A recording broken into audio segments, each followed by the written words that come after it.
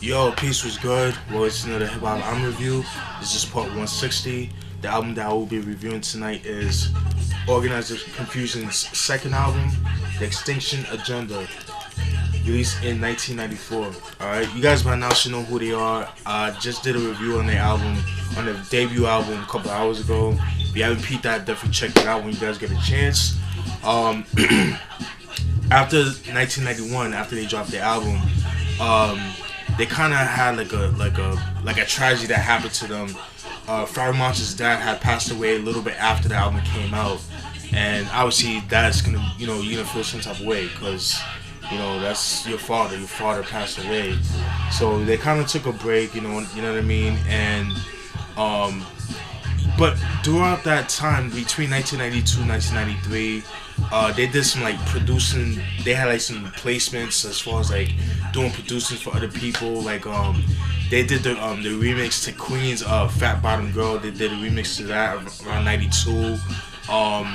They did a joint called The Short Life of a Gangster off from a group called the Lifers Group, which is a group of MCs that are real jail a bunch of cats that's doing life, and they made a group out of that, and it's called the Lifers Group, and they produced a track called Short Life of a Gangster, a pretty dope joint right there. And then throughout that time they was working on material, and then this material ended up becoming this album right here. Alright. Excuse me. Yeah, so like I said, this is the second album. This album has I believe it has one notable single. I mean, I would say three, but the first one that I'm about to mention is like the only one that had a video. The first one is Stress, which is like the only video that has. I would say Bring It On, but that was like more of an underground single, as well as Let's Organize. All right.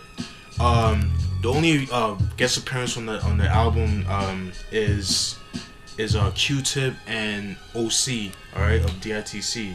Q-Tip of Tribe Called Quest, alright. Let's open it up, see what the album looks like. Pretty dope. This artwork is done by Matt Dull. He was a dope artist, a hip hop artist that actually did like album covers and things like that. He actually did the album cover for Company Flow's Funk Crusher Plush. He passed away. He committed suicide a couple years ago, so rest in peace to him. Pretty dope. I mean, it has a lot going on. It's pretty dope right there. You see like the green fist, Pharoah Monch's hand right there. Pretty dope. All right. That's what the CD looks like. All right. Green fist. Green fist again. Alright. You can see right here, pretty cool. Got the track listing. I'm pretty sure you guys have seen this picture before. You just see them too. See the two SP1200s right there. That's pretty dope. I fucking love when I love seeing pictures like that. You know what I mean? It's just like, just cats having, showing pride of their, gear and shit like that. It's pretty cool. And you see them together right there, pretty cool. Alright, the production's done by Organized Confusion, obviously, but they added 2 more members.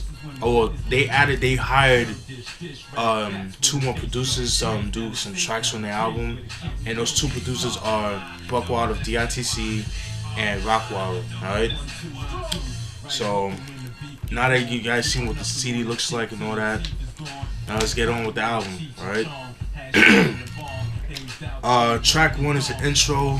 It's just them rapping over a dark bass line, like a beat with a dark bass line. To me, it kind of sets the tone of the album. It's just them rapping, just letting you guys know what to expect with the album and stuff like that. It's pretty cool, man. Yeah, man, that's a dope way to start the album, in my opinion. The way the first album should have started, in my opinion. As far as like sequence-wise, in my opinion. Track 2, Stress. That's the first single off the album. It's the only one that has a video to it. Cause like I said, the other one like Bring It On and Let's Organize were like more underground singles, if anything. As soon as that, you would have heard like on Stretch and Barbito and stuff like that. like I said, with that song, they came off strong. The video's dope. Like you see them in the West Coast, like in San Francisco. You see them like in mountains, just like rapping and shit like that. It's pretty dope. Pheromone, she had a dope line, and it's so real that the way he said it. But he had a line where he said, I wrote it down. Most of you can't even comprehend what I'm saying to you, even in my human form. The message I'm relaying. Why do you choose to mimic these whack MCs? Why do you choose to listen to these R&B? Why do you choose to listen to R&B? Why must you believe something is fat just because it's played on the radio 20 times a day? That's some real shit. And it's funny too because with that, most of you can't comprehend. I'm pretty sure that was him, kind of.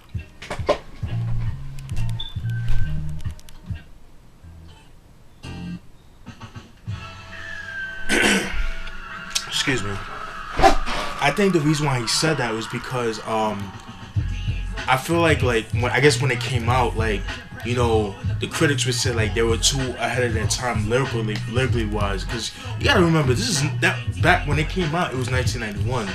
So, you know, you're talking about people like Chuck D, Kid and Play, you know, people like that. And, you know, not to say that their rhymes were simple, but it wasn't hard to catch on, to listen to what they were saying, and to comprehend. So that's pretty much what he's saying, was just throwing shots back at the critics that said like they were too lyrical and their style was like too cerebral. So that was kind of like a shot back to the critics. That's how I see it. And then, you know, obviously he's just talking about all these whack MCs that's getting praise. Like what's going on right now? Like, you know, you got these new cats that's out now. Not all of them, but, you know, some of them that's getting all the shine, but all the dope MCs, man, that actually put in work, don't get the shine that they deserve. And, you know, when he's saying like, why do you choose to listen to R&B? I mean, R&B back then was better than before. So, and when he said that, why do you believe something is good just because it's being played 20 times a day? So fucking true. Because anytime I listen to the radio, no bullshit. I like, for one thing, I don't listen to terrestrial radio. The only time I listen to it is like when I'm with my mom, because obviously I can't play this music in front of my mom, even though I could, but I choose not to, just out of respect. You know,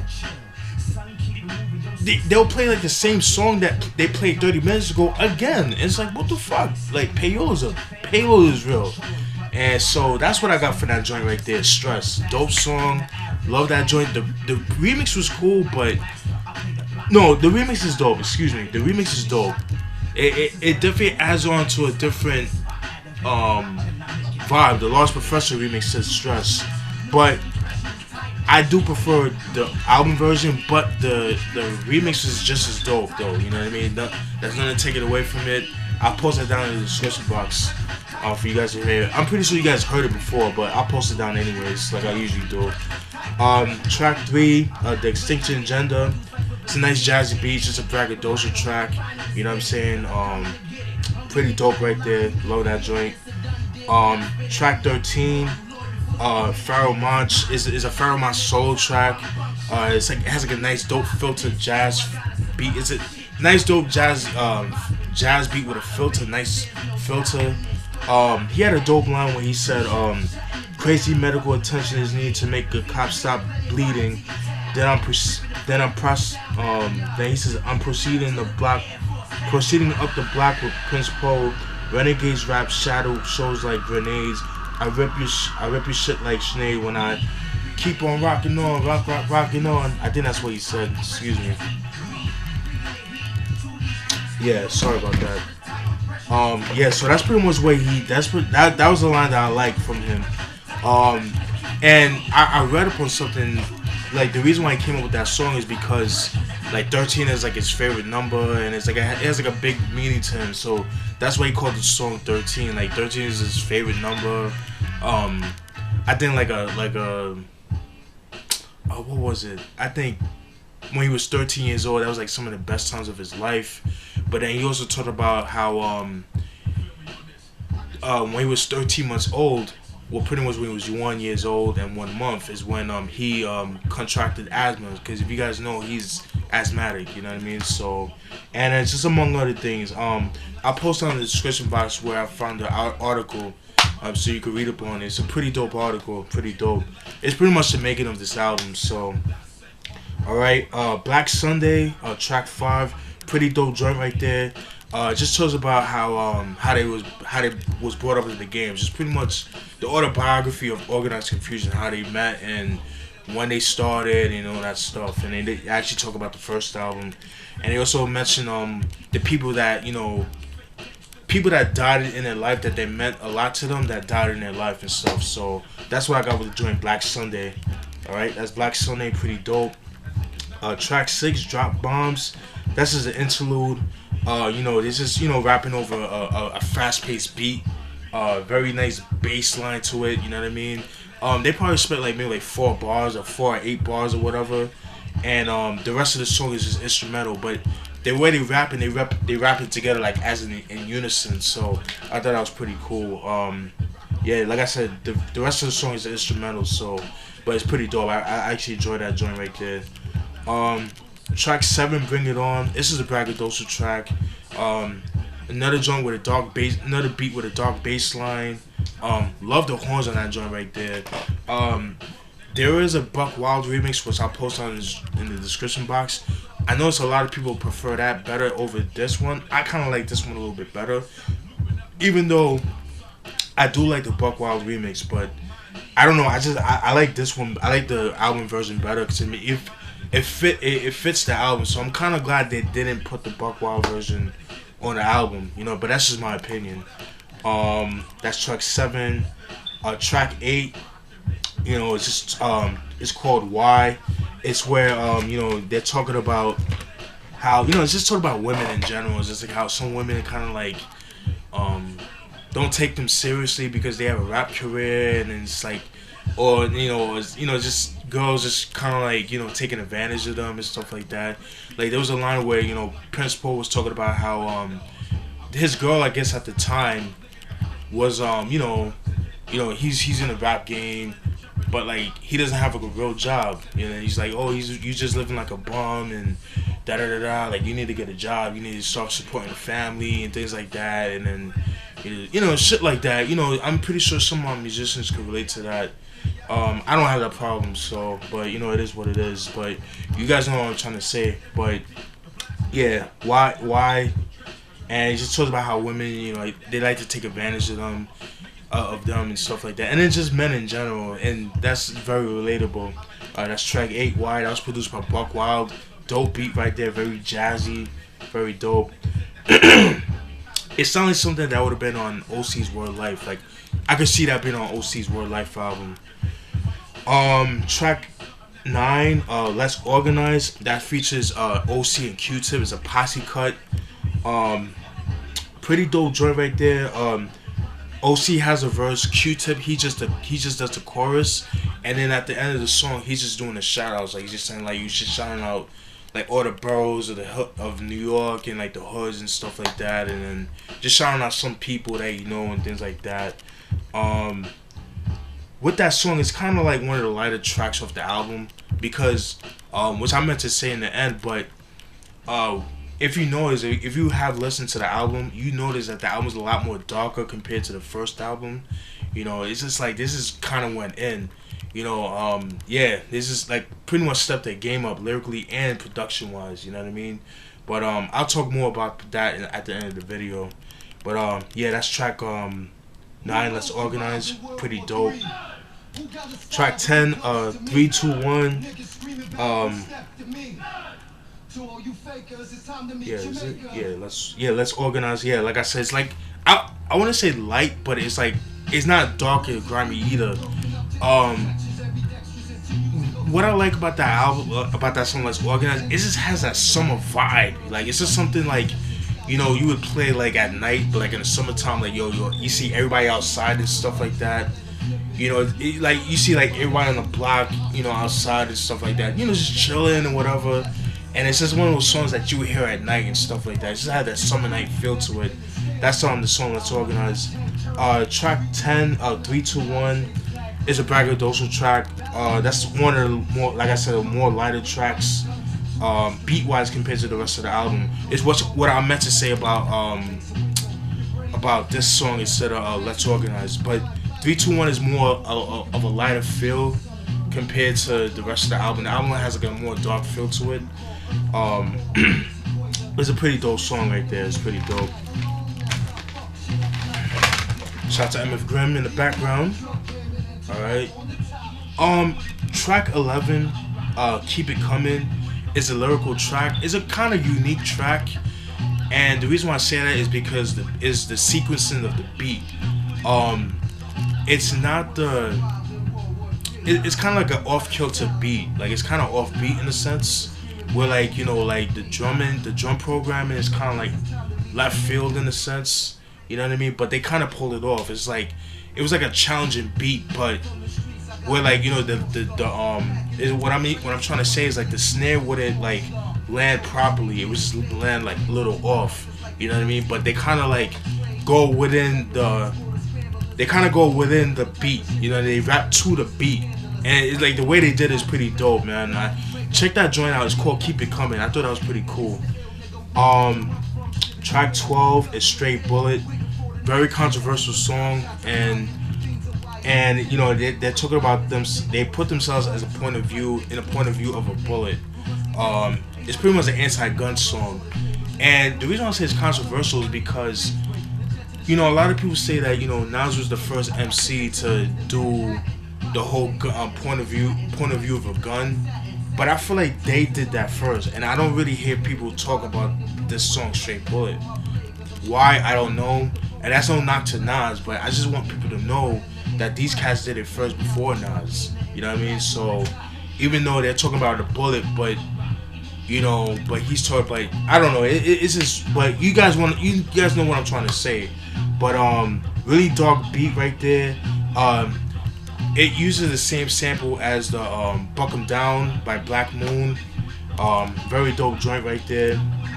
And then the last track, Maintain, is one of my favorite joints off the album, and it sets the tone of the album. It ends the album very perfectly. But it's a sad song, but it's actually a good song too. He's talking in the first verse. Prince Pope goes at the track, and he actually talks about what I mentioned before, that Pharoah Monster's dad passed away right after the first album dropped. He just talks about how Pharoah Monster's dad was like a father to Prince Pope. He was like a good father figure. So his death kind of actually obviously affected him, and he was just talking about the times like how his dad would not Prince Pope's dad, but Pharoah's dad would always listen to them rap and listen to the music, and then like and Pharoah's dad would like the music that they're putting out and just like co-sign everything that they do and stuff like that. And then like he just appreciates everything that his dad did for him and stuff like that. So I thought it was pretty cool. The second verse is Pharoah Monch, and he talks about how his dad's death has affected him, but he just says like life goes on. You know what I mean? But as long as you stay positive, you just gotta maintain. Everything will be all right. You know what I mean? And that's what I got from that joint right there. Very dope, dark sound. That was produced by Rockwalla and things like that. And then that's pretty much it for the album. Overall, very good album. To me, this is their magnum opus. This is the album that, if you guys never heard of Organized Konfusion, I would say this is the album to check out. Even though their first album came out in 1991, but this will be the album that I would recommend people checking out. Just kind of give you an idea, and then work your way under, then work your way up and stuff like that. I just like how aggressive they went with this album, man. And they definitely stepped their game up both lyrically and production wise, because compared to the first album, like I said, I complained about the mixing, and like because some of the songs, the mixing wasn't too good. It wasn't too good. Like you had to turn the volume just to hear certain songs. But with this album, they stepped their game up lyrically wise, like I said, production wise. The arranging was a lot better. You know, they just went in hungry. You could tell with this album they were hungry, and you know this was like pretty much a fuck you to all the naysayers with this album. You know what I mean? And yeah, man, I just like the whole dark feel of the album, and that's what I like about this album. Unfortunately, with this album, my gripe with this album is that it's long out of print. You know what I mean? I spent like $20 on this album. That's a lot of money, but you know, that was kind of my fault, and the reason being is because I remember seeing the album for like $20 on Amazon, but I didn't pick it up. I was like, I'll get to it. Then I noticed it going up in price. I was like, oh shit, let me pick this up because it will go up in price, and it has. I've seen it go for like $50 online. So it's crazy, man. It's just fucking ridiculous. And then you would think like with Hollywood, with Disney records, with Disney, you know, they would actually release it. But then I could understand not why they would not release it. You know, because they have an image to uphold. But you know, it is what it is. But I highly recommend this album. Definitely one of the most sleeper albums of 1994. You know, because you gotta remember this came out in 1994. So at that time, Illmatic had came out. You know, Biggie's Ready to Die had came out by that time, and among other albums too at that time. So, but yeah, man, like I said, this is their magnum opus. So if you can get your hands on this album, highly recommend it. And that's it, folks. Hope you guys enjoyed that review. Thank you for all the positive, you know, input and all the insight and all that stuff. I appreciate all the insight that you guys give me. Like, you know, the times you heard the album, the first time you heard it, keep it on. Like, you know, I'm all for that. You know what I mean? That's pretty much it, guys. I will be doing Equinox, but I have to do one more album before that. It's gonna be a good one. All right. Hope you guys enjoyed your rest of the evening. All right. Peace.